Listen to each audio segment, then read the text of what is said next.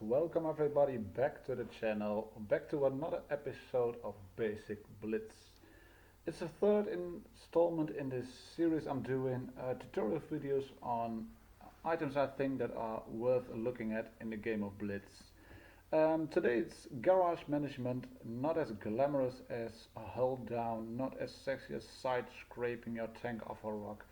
It's not as adventurous as scouting, peeking over ridges, using hull down tactics and gun depression, but it's at the core of what this game is about.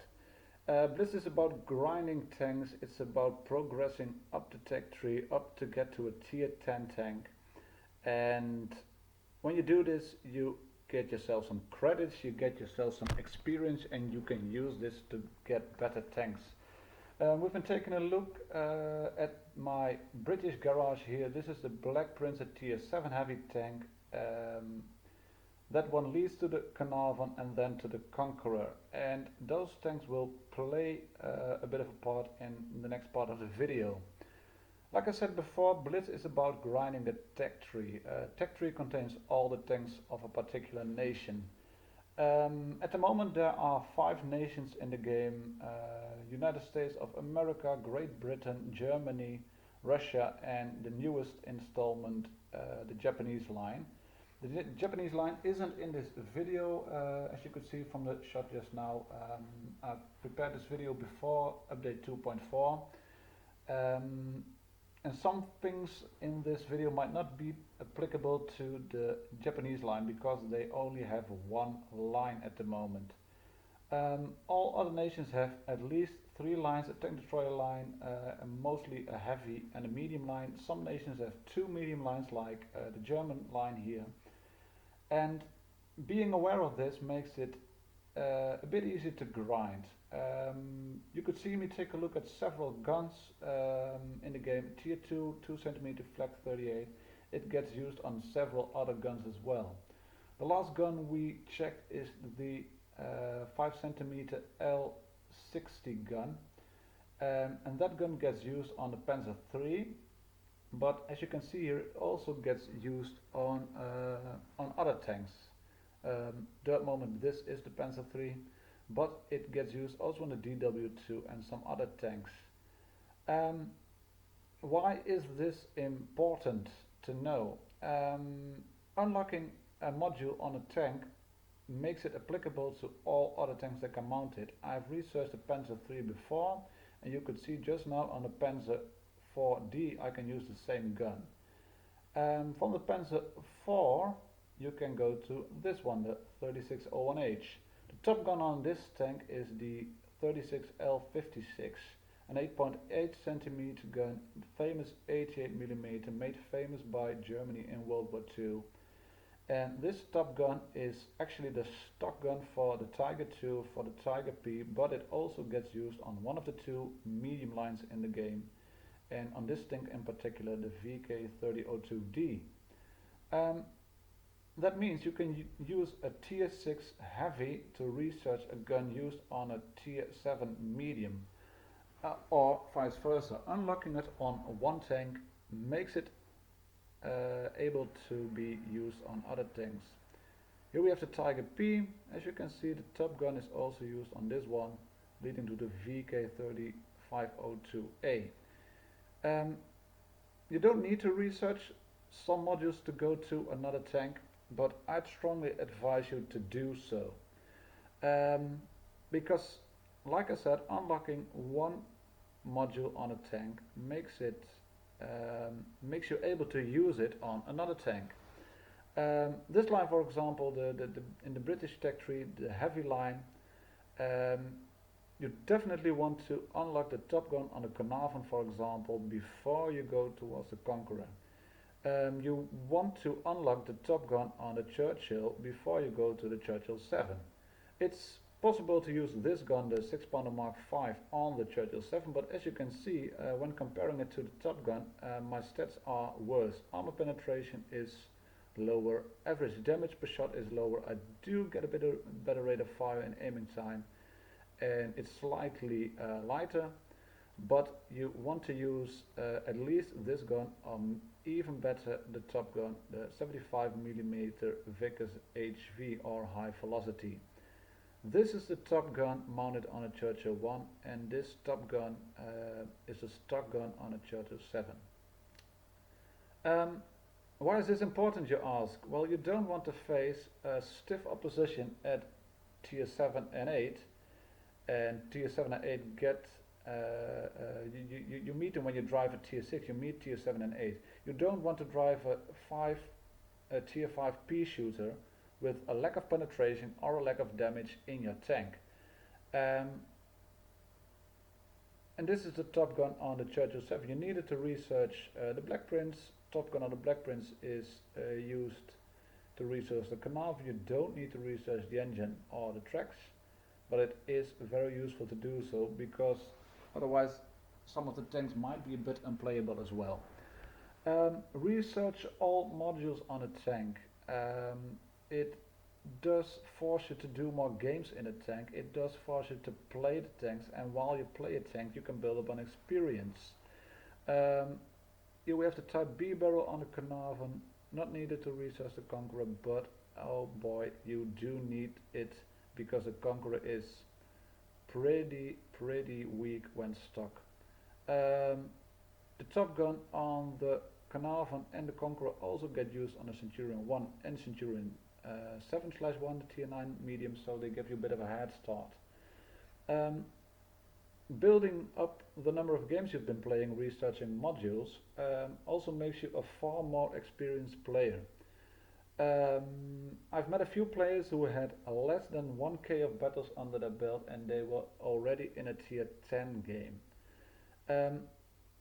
Like I said, like I started, Blitz is about grinding. Blitz is about getting to tier 10.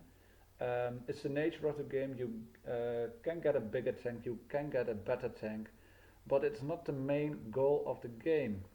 It's very easy to fall for the trap thinking the enemy has a better tank just because they have a tank a tier higher. When you're driving, let's say for example, when you're driving an M4 medium at tier 5, you can meet tier 6 and tier 7 enemies as well. The game switches in that regard. Tiers 1 to 4 only meet 1 tier up, 1 tier down, and tier 5 meets 2 tier up at a maximum. When you look at the enemies at tier 7, you might think, oh boy, they have a very thick tank, they have a very good tank, I need to get that tank as fast as possible. But the enemy might also have a lot more battles under the belt, a lot more experience. They know the maps, they know how to drive, maybe even backwards without looking at any of the bumps and ridges, and they just know how to play the game. So build up on your gameplay, build up on your experience, keep playing the game until you get at least a first class medal in a tank. Research all the modules and do a lot of experience before you go on. Still illustrating the point, no need to research a top gun to get to the tier 110E4 on a tier 30, but the guns are interchangeable. Wrapping things up, for the first part, research all the modules before moving on to the next tank in the line. Try and grind modules in parallel to unlock modules as early as possible. And as for experience, do not use any of your free experience to unlock tanks, but unlock them for modules of higher tier tanks.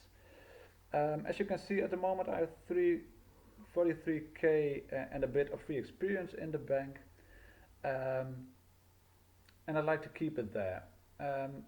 More than a minute later, here we are with the tank SU-76, 75% crew mastery, and that's one thing more you need to be aware of in the game. Each tank you can get, you can get a 50% crew, you can get a 75% crew, for which you need to use credits, and you can buy a 100% crew with gold. As your crew drives the vehicle, they get to know the vehicle and they get better at handling it. My crew is still 75% while I was driving this SU-76 for the purpose of this video. And as you can see, the crew hasn't mastered the vehicle yet. It's sluggish at the moment. I don't have any module research yet. The tank is slow to traverse, slow to pick up speed. You can see only 13, 14 kilometers per hour uphill, steep hill that is, but it's very sluggish to move in. And I'm trundling behind. It's taken me a lot of time to get to the battle, and the first red is spotted over here. I have no chance of shooting him. And this comes from me not having any of the modules research, but also having a 75% crew. The free experience I mentioned, you can use it on modules. Do not use it to research a tank, because your free experience is built up far slower than the main experience in a tank. Use free experience to unlock modules, and do it on higher tier tanks. Don't unlock modules quickly on a tier 1 or tier 2 tank. It might only get, you might only need 1, 2 battles, maybe 3 to unlock the modules quickly enough. Do use the free experience to unlock modules on higher tier tanks. I'd say tier 6, maybe even 7 and up. As you could see from the earlier video, the higher tier require a lot of experience to unlock the modules. Meanwhile, we're being slaughtered here. It's 2-2 at the moment, but I'm getting blasted by a derp howitzer T-82. And there we go, and we're gonna fast forward through the game, because there's no point in looking at it. It's gonna be a loss, very easy. And as I stated before, this has to do with my tank not being fully upgraded and my tank crew not having their mastery up to 100. Tank crew mastery comes at 50% for free. You have to pay credits to get them trained to 75 and go to 100%. And for the purpose of this video, where I'm going to train them to 100 in a minute, and this 100 crew also can train tank crew skills. There's a difference between the mastery of your tank crew and the crew skills. Here I'm taking a look at the crew skills. These are the crew skills for light tanks, like there are light tanks, medium tanks, heavy tanks and tank destroyers in the game. There's also light tank crew skills, medium skills, heavy skills and tank destroyer skills. And as the crew masters your vehicle, once they get to 100%, they can train skills. So you need all types of tanks in the garage to train your skills. Obviously you can't train heavy skills on a tank destroyer and vice versa.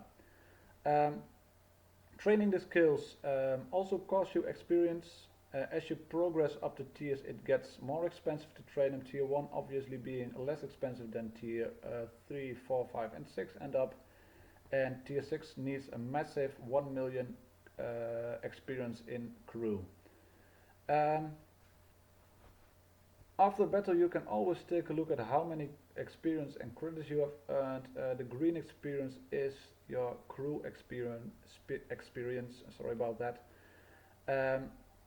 And I keep tanks of all types in my garage. My Conqueror is at a 100% crew. I did use some gold to get into 100% quick. Just because I have the gold in stock, I can use it if I want to. And I use one of these tanks to train my heavy skills. This is a Centurion 701, a medium tank, and I can use this one to train my medium tank crew skills. And the same goes for any of the tank destroyer skills.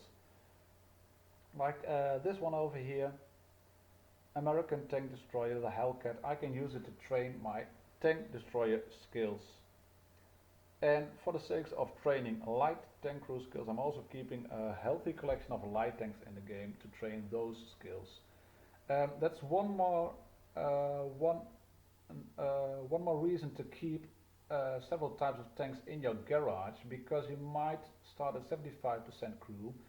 You might not be able to train your crew fully to 100%, and only then can you go to another tank. So keep tanks in the garage to train your crew skills, and above all use tanks you like to play, because that adds to the fun.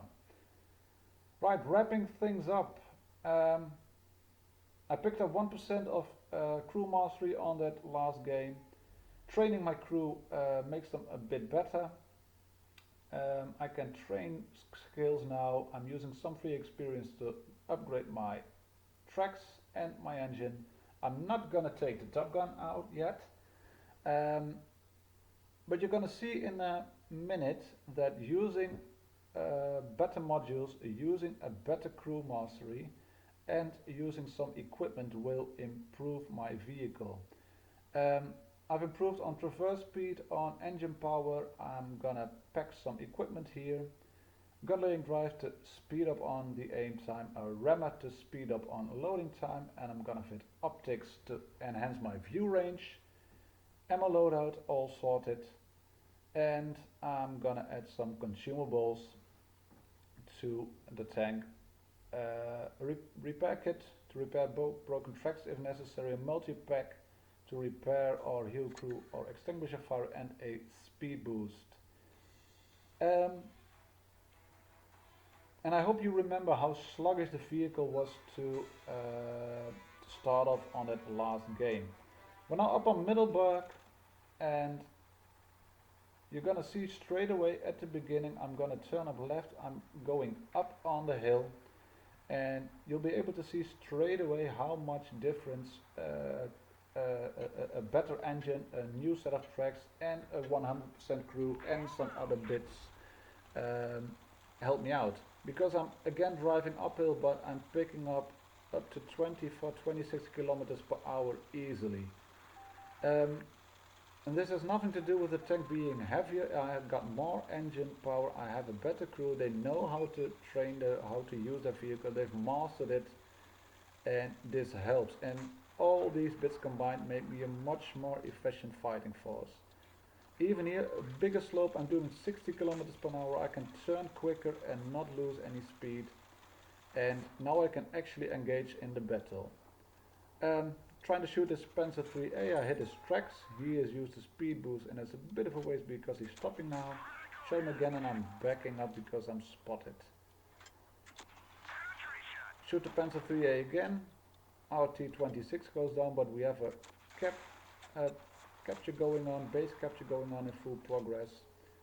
Trying to shoot that BT-7 quick, I miss, reticule hasn't aimed fully. And now we're being attacked on the flank, so I move towards the Panzer 3A, also to take him out and make our base cap go quicker. We're at 61 already, being rushed at the top over here, that's fine, shoot the Panzer 4A, 92 damage. And now I might have a bit of a problem here, because this Panzer 3A is full health, I can shoot him once, he gets shot again. It seemed like he was moving into the cap area to reset the cap, he doesn't, he shoots.